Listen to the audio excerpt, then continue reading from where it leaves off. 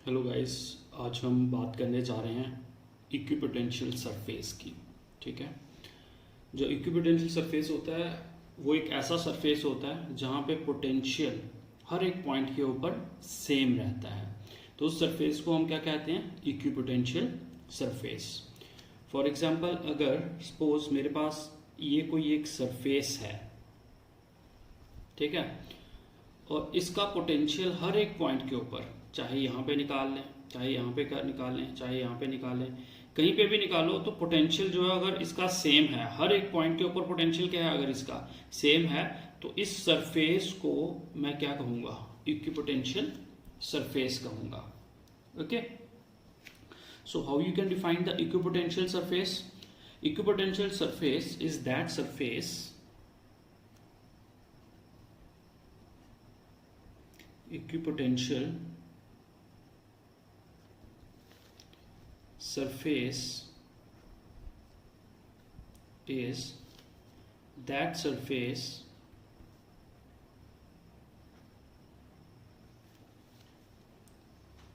on which electric potential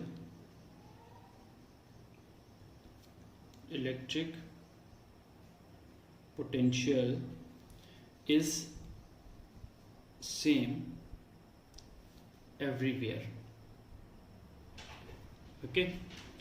तो आपका surface ऐसा सरफेस होता है इक्विपोटेंशियल, जिसमें क्या होता है, आपके पास हर एक पॉइंट के ऊपर जो पोटेंशियल है वो क्या रहता है? सेम रहता है। ओके। तो उस सरफेस को हम इक्विपोटेंशियल सरफेस कहेंगे। तो अगर पोटेंशियल सेम है, एक चीज़ ध्यान में रखना, अगर सपोज हर एक पॉइंट के ऊपर पोटेंशियल सेम है, ओके, सपोज यहाँ पे पोटेंशियल रख लेता हूँ VA, ओके, और यहाँ पे पोटेंशियल रख लेता हूँ VB, तो पोटेंशियल डिफरेंस जो होगा वो हमेशा क्या होगा? जीरो। पोटेंशियल डिफरेंस मतलब VB minus VA, that should be equal to zero. तो इक्विपोटेंशियल सरफेस में जो पोटेंशियल डिफरेंस होता है वो हमेशा क्या रहता है? जीरो रहता है। ओके। सो आप इसके साथ एक लाइन और ऐड कर सकते हो, जैसे कि electric potential difference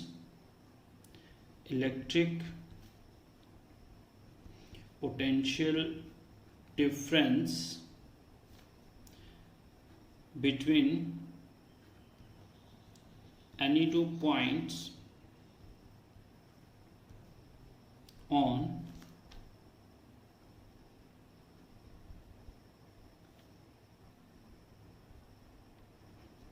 equipotential surface is zero. Okay, electric potential difference between any two point on equipotential surface is zero.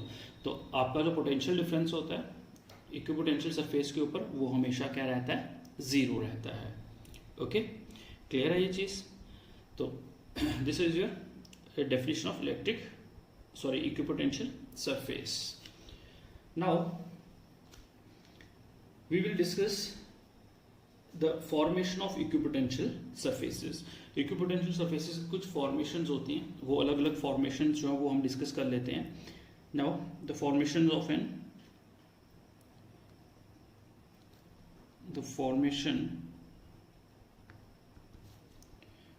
of an equipotential surface. Okay. तो किस तरीके से इक्विपोटेंशियल सरफेसेस जो है उनकी फॉर्मेशन होती है, तो उनके बारे में बात करेंगे। तो सबसे पहले हम बात करेंगे equipotential surface for uniform electric field. अगर हमारे पास यूनिफॉर्म इलेक्ट्रिक फील्ड है तो उस वक्त इक्विपोटेंशियल सरफेस होता है उसकी फॉर्मेशन किस तरीके से होती है। तो फर्स्टली हम बात करेंगे equipotential surface for a uniform electric field. Uniform electric field, अगर हमारे पास यूनिफॉर्म इलेक्ट्रिक फील्ड है तो आपके पास जो इक्विपोटेंशियल सरफेस है उसकी फॉर्मेशन किस तरीके से होती है। तो आपको याद होगा, अगर मैंने पहले पढ़ाया कि जो आपके पास यूनिफॉर्म इलेक्ट्रिक फील्ड होती है वो हमेशा क्या होती है, पैरेलल स्ट्रेट लाइन से जो है वो रिप्रेजेंट की जाती है इक्वल डिस्टेंस पे। जैसे सपोज ये मेरे पास, मैं यहाँ पे ड्रॉ कर देता हूँ,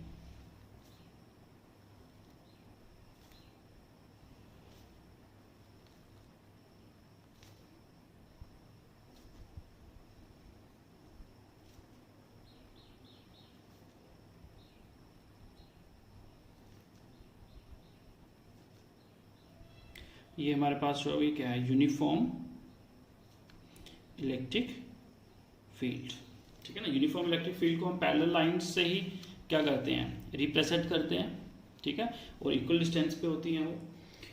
तो अब अगर सपोज ये हमारे पास जो यूनिफॉर्म इलेक्ट्रिक फील्ड है, तो इसमें जो सरफेसेस होते हैं, सपोज ये मैं सरफेसेस फॉर्मेशन कर देता हूँ लाइक दिस। अगर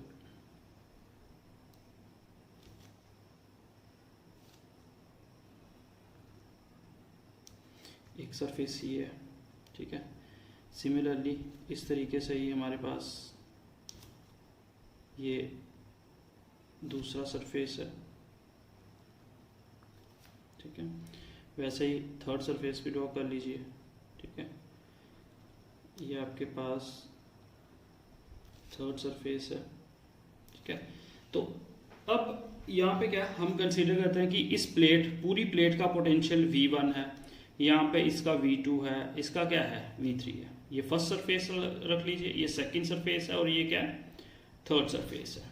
ओके, तो अब अगर हर एक पॉइंट के ऊपर जो हमारे पास फर्स्ट सरफेस है, इसका हर एक पॉइंट, चाहे आप यहाँ पे निकालो पोटेंशियल, चाहे यहाँ पे निकाल लो, यहाँ पे निकाल लो, चाहे यहाँ पे निकाल लो, यहाँ पे जो पोटेंशियल है इलेक्ट्रिक पोटेंशियल वो क्या होगा, सेम होगा। हर एक पॉइंट के ऊपर इसका इलेक्ट्रिक पोटेंशियल सेम होगा। तो ये हमारे पास क्या कहलाएगा, इक्विपोटेंशियल सरफेस। सिमिलरली वैसे ही V2 सरफेस के लिए रहेगा, वैसे ही किसके लिए रहेगा, V3 के लिए रहेगा। तो जब भी हमारे पास यूनिफॉर्म इलेक्ट्रिक फील्ड होती है तो उस वक्त हमारे पास जो सरफेसेस होते हैं इस तरीके से, ये इक्विपोटेंशियल, ये भी इक्विपोटेंशियल सरफेस है, ठीक है, ये भी इक्विपोटेंशियल है और ये भी क्या है, इक्विपोटेंशियल सरफेस है। तीनों जो है वो क्या है, इक्विपोटेंशियल सरफेसेस हैं,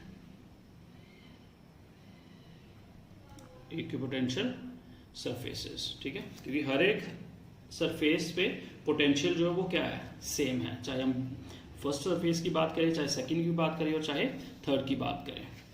ओके, तो ये आ गया हमारे पास formation of equipotential surface when electric field is uniform. जब आपके पास इलेक्ट्रिक फील्ड क्या होती है, यूनिफॉर्म होती है।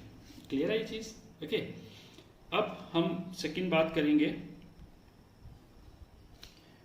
इक्विपोटेंशियल सरफेस, इक्विपोटेंशियल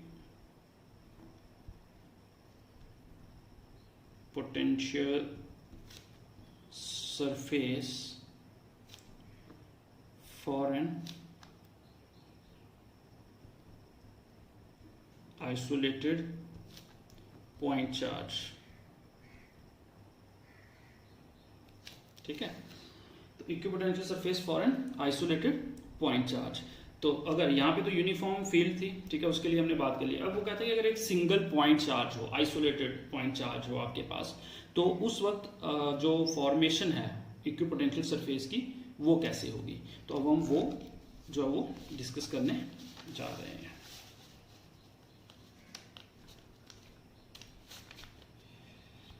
ओके, तो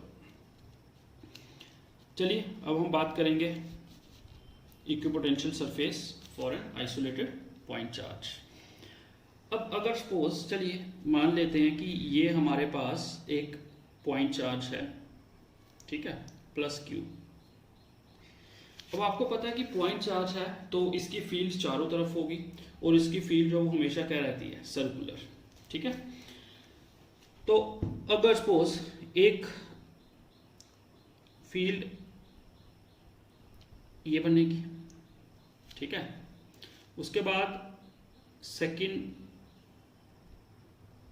इसको बना लेते हैं, यहाँ पे फील्ड ज़्यादा स्ट्रांग होगी, थोड़ी वीक, इस तरीके से आपको पता है कि फील्ड जो वो क्या होती जाती है, जैसे जैसे बाहर जाते जाते हैं फील्ड की वैल्यू डिक्रीज होती जाती है। तो जैसे सपोज ये 3 सरफेसेस हैं, एक सरफेस ये हो गया, दूसरा सरफेस ये हुआ, तीसरा ये हो गया। अब इसका जो है इसका पोटेंशियल V1 है, ये जो सेकंड सरफेस का इसका पोटेंशियल V2 है और इसका क्या है V3। जैसे हमने ऊपर लिया था ना वैसे ही यहाँ पे भी है। तो तीनों के क्या है हमारे पास अलग अलग पोटेंशियल है। लेकिन जो V1 है, V1 के अंदर कहीं पे भी अगर हम पोटेंशियल फाइंड आउट करेंगे, अगर यहाँ पे करते हैं, चाहे इस पॉइंट पे करोगे चाहे यहाँ पे करोगे, किसी भी पॉइंट के ऊपर अगर आप पोटेंशियल निकालते हो तो हर एक पॉइंट के ऊपर पोटेंशियल क्या होगा, सेम होगा। ठीक है, तो ये आपका फर्स्ट सरफेस है, सॉरी ये फर्स्ट सरफेस है आपका, ठीक है, ये सेकेंड सरफेस है और ये वैसे ही क्या आ जाता है आपका थर्ड सरफेस आ जाता है। तो आपके पास यहाँ पे भी पोटेंशियल सेम होगा। तो ये जो सरफेस है ये क्या कहलाएगा, ये वाला जो सरफेस है वो आपके पास इक्विपोटेंशियल सरफेस कहलाएगा। ठीक है, हाँ इसका पोटेंशियल अलग है, इसका अलग है, इसका अलग है। ठीक है, क्योंकि इसका पोटेंशियल ज्यादा होगा। ये जो सरफेस है, सॉरी मैंने सरफेसेस आपको गलत थोड़े से कर दी, जैसे ये फर्स्ट सरफेस है, ये वाला जो है ये सेकंड सरफेस आ जाएगा और थर्ड सरफेस जो है ये बाहर ये आ जाएगा। ठीक है, तो इसका जो पोटेंशियल है V1 है, इसका V2 है और इसका क्या है V3 है। तो अब देखिए, अब इसका पोटेंशियल जो है वो सेम होगा। ठीक है, अब वैसे ही ये सेकंड है, अब इसका और इसका पोटेंशियल सेम नहीं हो सकता क्योंकि ये कुछ डिस्टेंस के ऊपर है। ठीक है, आपको जैसे जैसे आपको बताया गया कि पोटेंशियल जो है सरफेस स्फेरिकल सरफेस के होते हैं वो डिक्रीज होता जाता है जैसे जैसे रेडियस जो है वो इंक्रीज होता जाता है, अगर आपको याद होगा तो। ठीक है, potential is inversely proportional to radius होता है। ओके, तो जैसे इसका रेडियस r है तो इसके अंदर किसी भी पॉइंट के ऊपर पोटेंशियल निकालोगे वो सेम है। अब उसके बाद इसका रेडियस बढ़ जाएगा, सेकंड सरफेस का रेडियस बढ़ जाएगा तो इसका मतलब पोटेंशियल भी बढ़ जाएगा, लेकिन इसके सरफेस के ऊपर अगर आप निकालोगे पोटेंशियल तो वो सेम होगा। ठीक है, तो उसके बाद वैसे ही थर्ड के लिए, थर्ड के ऊपर भी जो है वो क्या है पोटेंशियल हर एक पॉइंट के ऊपर। थर्ड के लिए आप चाहे यहाँ निकाल लो, चाहे यहाँ निकाल लो, चाहे यहाँ निकाल लो या कहीं पे भी निकालो आप, तो आपके पास जो पोटेंशियल है वो क्या होगा, सेम होगा। यहाँ पे V1 का पोटेंशियल ज्यादा होगा V2 का और V3 का, सबसे ज्यादा V1 फिर V2 और फिर V3। ठीक है, अगर बात करें उसके बाद वही चीज है कि इंडिविजुअली अगर इस सरफेस के ऊपर हर एक पॉइंट के ऊपर पोटेंशियल सेम होगा तो ये भी इक्विपोटेंशियल सरफेस है। इस सरफेस के ऊपर भी हर एक पॉइंट के ऊपर क्या होगा, पोटेंशियल सेम होगा। तो यहाँ पे भी आपके पास क्या है, ये सरफेस भी इक्विपोटेंशियल कहलाएगा और ये जो लास्ट थर्ड है इसके भी हर एक पॉइंट के ऊपर अगर आप पोटेंशियल फाइंड आउट करोगे किसी भी पॉइंट के ऊपर तो वहां पे भी पोटेंशियल क्या होगा, सेम होगा। तो इसीलिए तीनों सरफेसेस फर्स्ट सेकंड थर्ड जो है वो तीनों पे पोटेंशियल क्या रहेगा, तीनों का पोटेंशियल अलग अलग होगा, लेकिन इंडिविजुअली ये क्या कहलाएंगे, इक्विपोटेंशियल सरफेस कहलाएंगे। ओके, तो जब भी पॉइंट चार्ज होगा हमारे पास तो उस वक्त जो है वो फॉर्मेशन कैसे होगी इक्विपोटेंशियल सरफेस की, लाइक दिस। ओके, क्लियर है। उसके बाद अब हम बात थर्ड पॉइंट की। ठीक है, तो चलिए third equipotential surface for pair of similar point charge. हमने पहले किया कि अगर सिंगल पॉइंट चार्ज है तो उस केस में क्या होगा। अब बात कहता है कि अगर सेम पेयर ऑफ चार्जेस मतलब दो चार्जेस हैं तो उस वक्त जो है वो इक्विपोटेंशियल सरफेस की फॉर्मेशन कैसे होगी। सो ये आ जाएगा आपके पास equipotential surface, equipotential surface for a pair of similar point charges. ठीक है, तो अगर हमारे पास दो चार्जेस हैं और उनकी वैल्यू भी जो है वो क्या है, सेम है, तो उस केस में जो है वो फॉर्मेशन कैसे होगी। देखिए ध्यान से देखना, अगर आपको पता है कि इंडिविजुअल की हमने पीछे बात करी तो उसमें क्या होता है, उसमें फॉर्मेशन स्फेरिकल होती है इस तरीके से। ठीक है, उसके बाद ये फॉर्मेशन कुछ इस तरीके से जो है वो बढ़ने लगती है। ठीक है, वैसे ही अगर दूसरा चार्ज यहाँ पे लेंगे, ठीक है ना, दोनों चार्जेस सेम है, ये भी प्लस क्यू है और ये भी क्या रखते हैं प्लस क्यू, तो इसमें भी क्या होगा, स्फेरिकल फॉर्मेशन होगी, है ना। जो इक्विपोटेंशियल सरफेस है उसकी फॉर्मेशन किस तरीके से होती है बेटा, इसी तरीके से होगी ना, लाइक दिस। ओके, तो अब आपको पता है कि फील्ड की फॉर्मेशन जो है वो कैसे होती है, इलेक्ट्रिक लाइन ऑफ फोर्सेस किस तरीके से ड्रॉ होती हैं, वो आप हमने पहले भी डिस्कस किया हुआ है। तो अब जो इसका इक्विपोटेंशियल सरफेस है वो ये इस तरीके से बने, मैं डॉटेड ड्रॉ करता हूं लाइक दिस,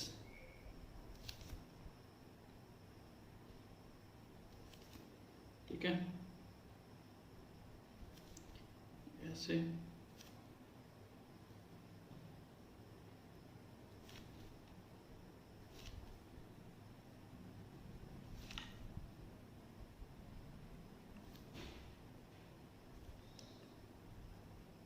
लाइक दिस, ये जो डॉटेड सरफेस मैंने ड्रॉ किया ना, ये आपके पास क्या कहलाएगा, इक्विपोटेंशियल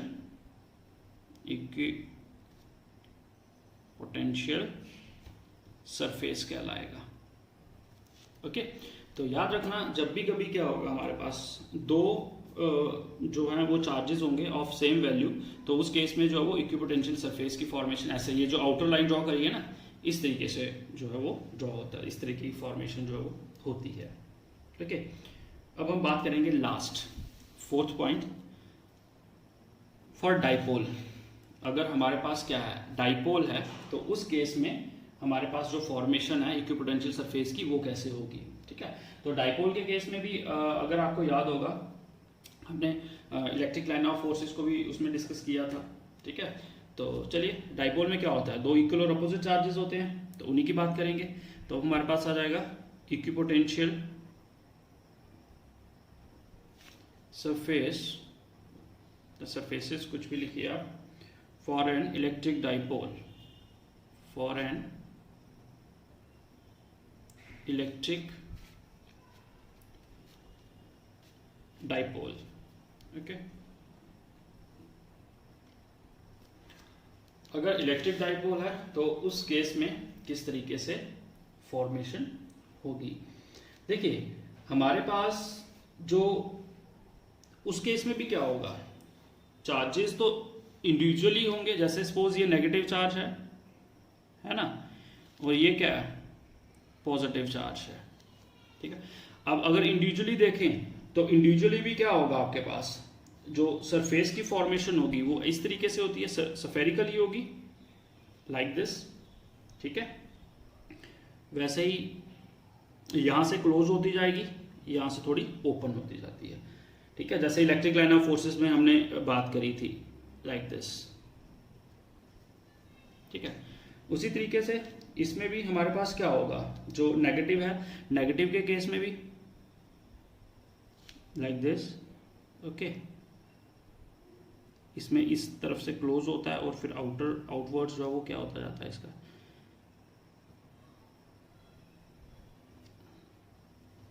लाइक दिस।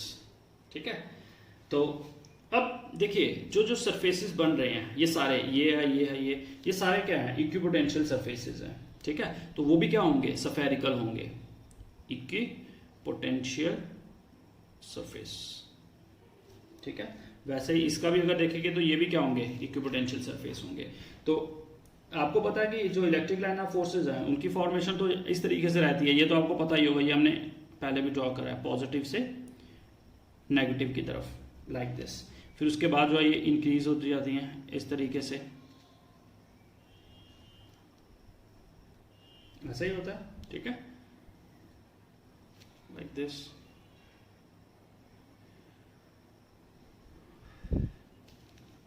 ओके, तो इसी तरीके से, हालांकि हमें इलेक्ट्रिक लाइन ऑफ फोर्सेस से कुछ मतलब नहीं है, बट ये है कि यहाँ पे जो आपके पास स्फेरिकल फॉर्मेशन हो रही है, जैसे ये सरफेस है, ये सारे के सारे सरफेसेस क्या हैं, इक्विपोटेंशियल सरफेसेस हैं।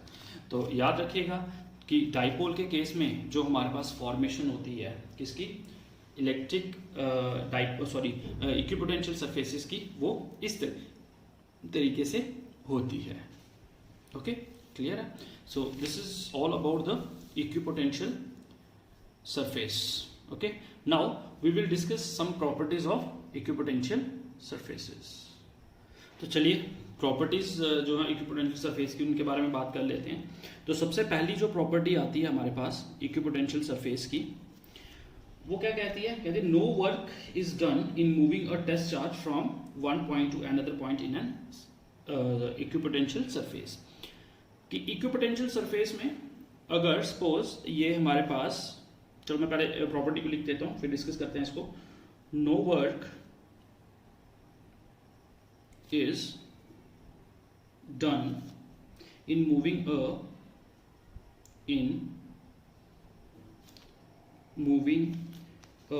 test charge from one point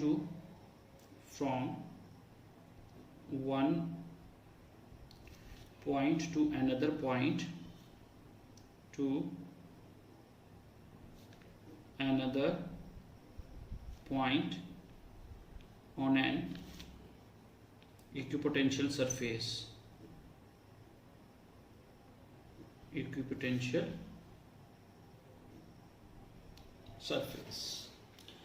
अब देखिए इसका मतलब क्या है। जैसे सपोज वो कहता है अगर हमारे पास कोई भी एक सरफेस है, जैसे ये एक सरफेस है, इक्विपोटेंशियल सरफेस है, वो कहता है कि अगर एक पॉइंट यहाँ पे सपोज पोटेंशियल VA है और यहाँ पे पोटेंशियल VB है, तो अगर मैं एक पॉइंट से दूसरे पॉइंट के ऊपर टेस्ट चार्ज को लेके आऊंगा तो उसमें वर्क डन जो है वो जीरो होगा। यहाँ से लेके अगर यहाँ तक मैं टेस्ट चार्ज को लेके आऊंगा तो उसमें जो वर्क डन होगा वो जीरो होगा। तो ऑब्वियस है वर्क डन जीरो होगा। क्यों होगा? क्योंकि पोटेंशियल जो है वो क्या होगा? सेम होगा। VA इजिकल टू VB होगा ना यहाँ पे, क्योंकि इक्विपोटेंशियल सरफेस है। तो इक्विपोटेंशियल के सरफेस में के केस में क्या होता है कि पोटेंशियल हर एक पॉइंट के ऊपर क्या होगा? सेम होगा। ठीक है, तो चलिए अब बात करते हैं। जैसे इसको चलिए मैं थोड़ा सा आपको एक्सप्लेन कर देता हूँ। जैसे कि एज वी नो दैट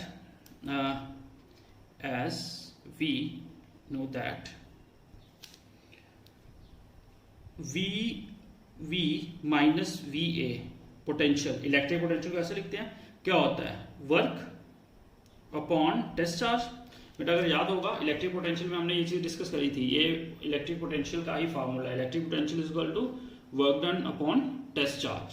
ठीक है, और वर्क डन कहाँ से कहाँ करना है? A से B। अगर कोई भी एक चीज को A से B में लेके आता हूँ तो उस केस में वर्क डन क्या होगा? तो उसको कैसे लिखते हैं? Potential VB minus VA is equal to WAB upon Q0। Q0 is your test charge. Okay, तो हमें वर्क डन निकालना है। तो वर्क डन को अगर मैं एक तरफ रखूं तो इसको ऐसे कर लूंगा, Q0 into VB minus VA। ठीक है, अब आपको पता है कि यहाँ पे पोटेंशियल दोनों पॉइंट्स पे क्या है? सेम है। VA is equal to VB है, तो इसका मतलब दोनों जो है ये क्या हो जाएंगे? कैंसिल हो जाएंगे, और जो वर्क डन है वो क्या हो जाएगा? जीरो हो जाएगा। होगा कि नहीं होगा? इधर लिख सकते हो because VA is equal to VB। ठीक है, तो ये चीज प्रूफ हो गई कि जो वर्क डन है वो जीरो होता है जब हम किसी एक टेस्ट चार्ज को मूव करते हैं one point to another point in an equipotential surface. But this is only applicable for the equipotential surface. Okay, याद रखना इस चीज को। क्लियर है? This is your first property. Now we will discuss second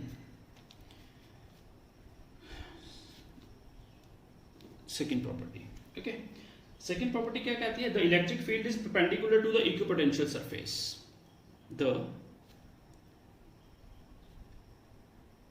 electric field is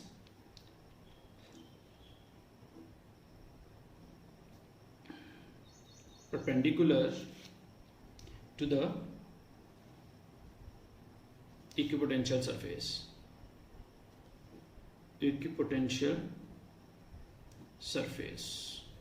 okay, तो इसमें क्या हो रहा है कि इलेक्ट्रिक फील्ड जो है वो हमेशा perpendicular to the equipotential surface होती है। ठीक है, तो वो ऑब्वियस है।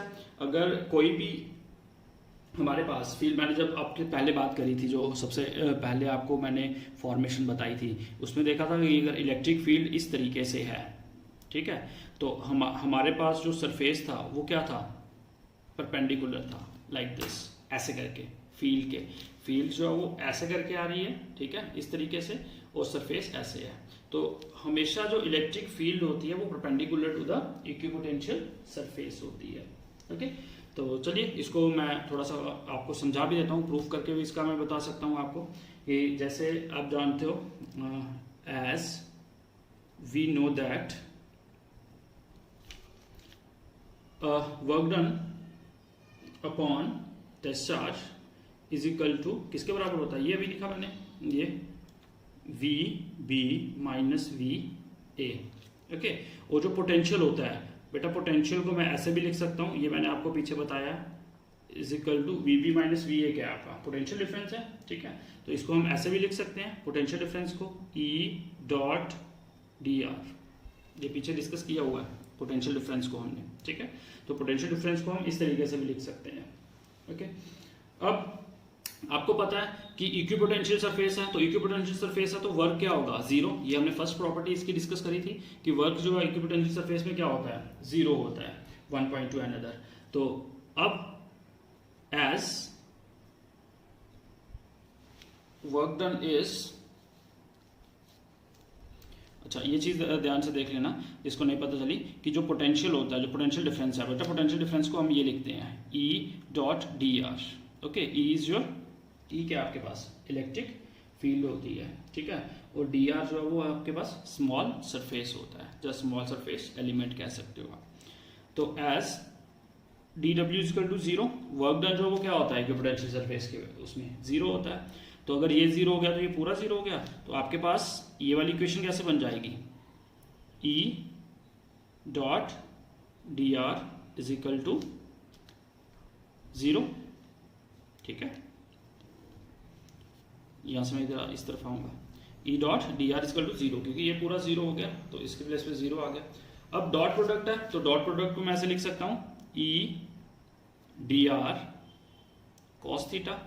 डॉट प्रोडक्ट में क्या लगता है, कॉस थीटा, याद है बेटा। ठीक है, तो E D R is equal to cos theta.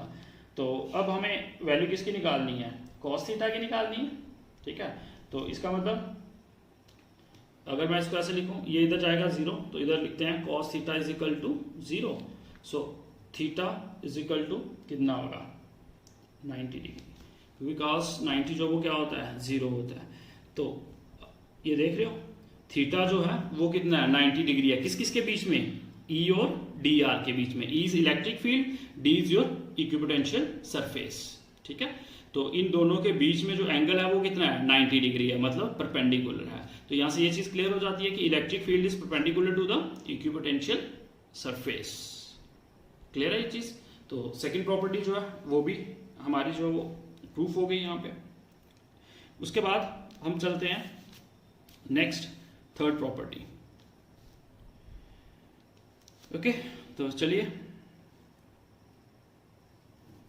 Third property जो है उसको डिस्कस करते हैं। थर्ड प्रॉपर्टी कहती है कि equipotential surface indicates region of strong और वीक इलेक्ट्रिक फील्ड। ठीक है, कि जो इक्विपोटेंशियल सरफेस जो है, इधर मैं बता देता हूं, equipotential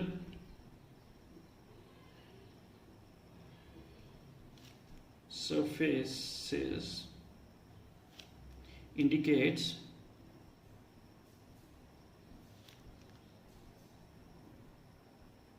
regions of strong and weak electric fields। वो कहता है कि जो इक्विपोटेंशियल सरफेस है ना, वो वीक और स्ट्रॉन्ग जो इलेक्ट्रिक फील्ड, जहां पे वीक इलेक्ट्रिक फील्ड होती है, जहां पे स्ट्रॉन्ग इलेक्ट्रिक फील्ड, उसको डिफरेंशिएट कर देता है। वो हमें पता चल जाता है फॉर्मेशन से ही। अब कैसे पता चलता है, आपको पता है कि इलेक्ट्रिक जो फील्ड होती है, ठीक है, वो inversely proportional to equipotential surface होती है।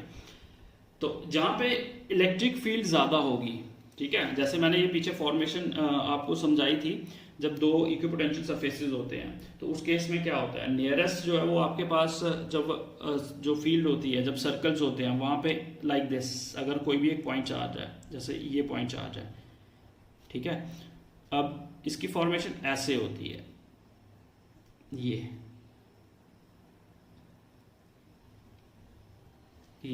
इस तरीके। तो अगर आप देख रहे हो तो यहाँ पे पता चल रहा है कि यहाँ पे जो है फील्ड्स ज्यादा स्ट्रॉन्ग है और यहाँ पे फील्ड जो है वो क्या है, वीक है। तो सरफेस की फॉर्मेशन से ही हमें पता चलता है कि आपके पास जो कहाँ पे फील्ड जो वो स्ट्रॉन्ग है और कहाँ पे जो फील्ड है वो आपके पास वीक है। ओके, तो यहाँ पे आपके पास वीक फील्ड होगी, ठीक है ना, यहाँ पे क्या होगी, वीक फील्ड होगी, ठीक है, और यहां पे क्या होगी, स्ट्रॉन्ग फील्ड। ओके, तो ये हमारे पास थर्ड प्रॉपर्टी थी। Now we will discuss fourth property. Fourth property of equipotential surface. Fourth property क्या कहती है कि two equipotential surfaces cannot intersect each other. Okay, two equipotential surfaces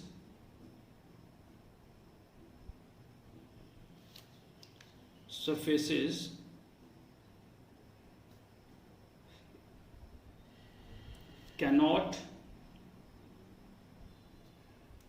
intersect each other।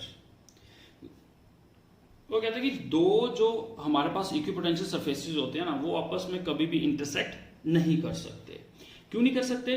अगर सपोज एक ये surface है equipotential और दूसरा इक्विपोटेंशियल सरफेस कहां पे आ गया, ये दोनों आपस में इंटरसेक्ट कर रहे हैं। अब ये जो इंटरसेक्टिंग पॉइंट है यहां पे और यहां पे दोनों सरफेसेस का पोटेंशियल क्या होना चाहिए, सेम होना चाहिए, जो कि कभी भी पॉसिबल नहीं होता है, क्योंकि इसका पोटेंशियल अलग है, इसका पोटेंशियल अलग है। इसके कहीं पे भी किसी भी पॉइंट के ऊपर अगर हम पोटेंशियल को फाइंड आउट करेंगे वो सेम होगा, इसके सरफेस के ऊपर करेंगे वो सेम होगा, लेकिन दोनों का जो है वो पोटेंशियल अलग अलग होता है। तो अगर इस पॉइंट पे बात करेंगे तो यहाँ पे जो पोटेंशियल इसका होगा फर्स्ट का, वही पोटेंशियल सेकंड का होगा, जो कि कभी भी पॉसिबल नहीं होता है। ठीक है, तो उसमें ये चीज बताई जाती है कि वो टू इक्विपोटेंशियल सरफेसेस कभी भी इंटरसेक्ट इसीलिए नहीं करते हैं क्योंकि जो एक ही पॉइंट के ऊपर दो वैल्यूज पोटेंशियल की वो कभी भी पॉसिबल नहीं होती हैं। Okay, so these are some properties of equipotential surface. Clear है? तो आज का टॉपिक हमारा जो है वो यही था, equipotential surfaces and their properties. Okay, thank you.